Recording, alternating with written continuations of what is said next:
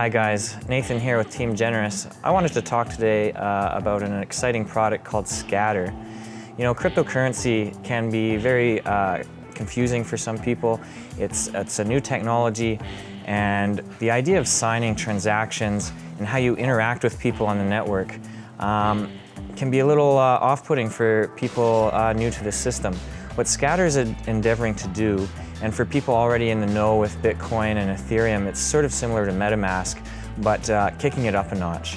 Scatter is going to provide unique identities for you that you can use for a variety of DApps and services online. You can register your unique account and connect it to several EOS accounts. You can load your public key, and you can safely store your private key. Then when you go to a store, a DApp, you can use your Scatter account, sign a transaction, make a purchase, make a blog post, do whatever you need safely and securely, and know that you're in good hands. Scatter is implementing what they call the Riddle Network, RIDL, which is their reputation and identity layer, and that gives you a unique, persistent identity on their network, including your address, your public keys, private keys, everything you need, so that you know you're in safe hands and anything you have to do on the EOS network is good to go. Remember guys, vote Team GenerEOS.